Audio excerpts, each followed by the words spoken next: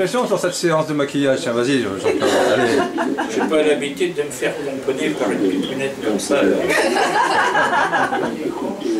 Ça valait le coup, rien que pour ça, ça valait le coup. Ah oui, c'est ça. Bruno, un petit mot sur cette séance, vas-y mon grand, allez. Ça fait du bien, ça délosse. C'est impeccable.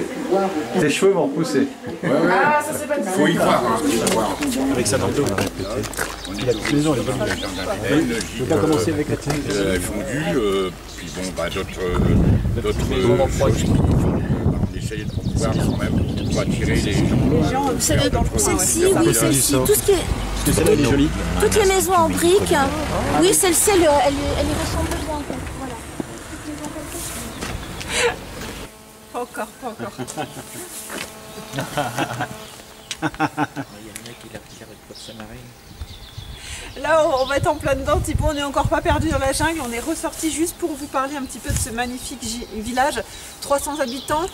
Il y a Jean-Claude qui va nous recevoir dans quelques instants dans son parcours de la biodiversité et de son gîte.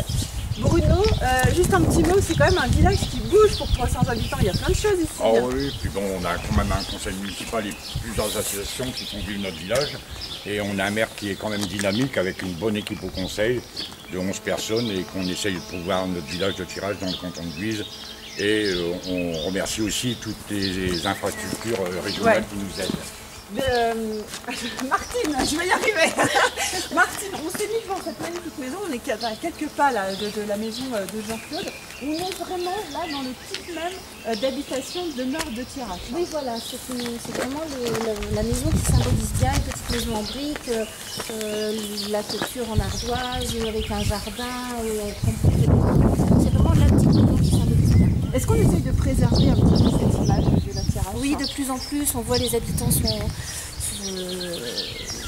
se motivent pour améliorer l'extérieur de leur maison, le fleurissement et autres.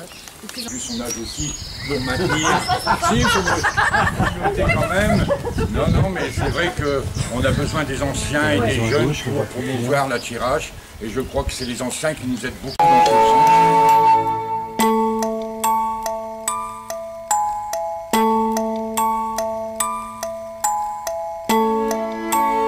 Honnête, tu cherches tes mots et tu parles en même temps. Et je... Regardez ici, on est vraiment, c'est très idyllique. Ça fait rêver un petit peu, hein, mais ça y est mal. Oui. Ah bah Il y a Hélène aussi, qui est spécialiste des plantes médicinales, vous trouvez un petit peu votre bonheur ici? Oui, c'est un régal, hein. On a le sureau, on a les orties, on a les pierres, enfin il y a beaucoup justement de biodiversité, puis en plus on est gâtés, on a les champs d'oiseaux. Eh ben voilà, c'est parfait. Allez, on va.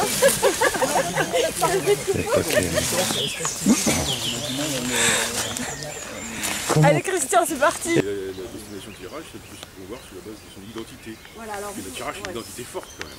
Thierry, c'est le président de l'office du tourisme. Exactement. Voilà, on soit bien d'accord, de tout le secteur de la tirage. Attention, ça tombe. Voilà, on va s'arrêter quelques instants ici. Jean-Claude, est-ce que c'est d'ici qu'on voit l'arbre le plus haut? Non, mais c'est pas grave.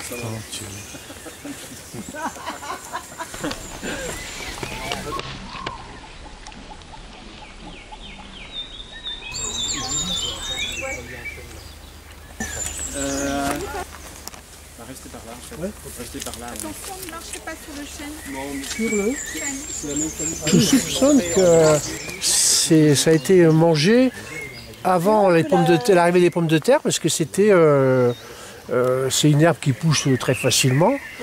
Et pour lutter contre la faim...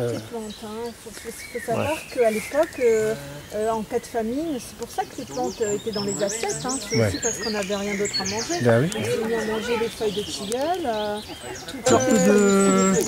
les gopotes podraguer. De céleri, mais très grossier. Feuilles de céleri. D'accord. Et c'est très invasif comme plante. Ah oui, très invasif. Mais c'est super bon. C'est super bon. Ah oui, mais je suis pratiquement sûre que c'est avec elle que j'ai fait la recette. Parce Non, que je crois justement, elle m'a demandé ce qu'on pouvait en faire. Ah oui, sûrement, parce que ça nous tracasse. Mais sinon, allez sur le blog, hein, il y a des recettes. Ah, ok. Je pense que j'ai dû mettre des recettes, sinon vous m'envoyez un petit message. Reine des Prés.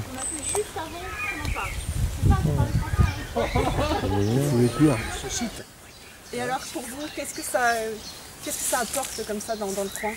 D'abord, ça témoigne d'une volonté et d'une réussite Ouais. pour la nature. Regardez, je vous ai pris une petite branche de, comment c'est? Berce. De berce. Vous savez, pour la libido. Vous la ramène.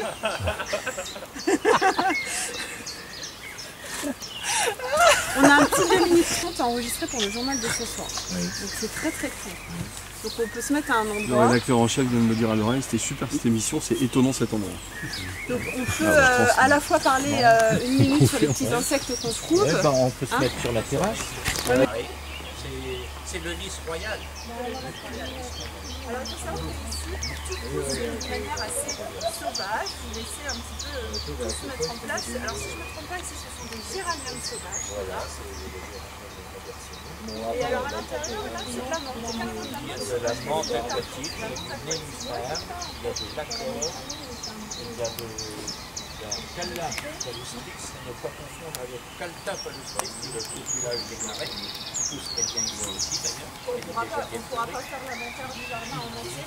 On voudrait quand même dire un petit mot avec Emmaël parce que... Non mais c'est joli hein, quand même. C'est les fougères et tout là. C'est vraiment le côté luxuriance et humidité qui pourrait faire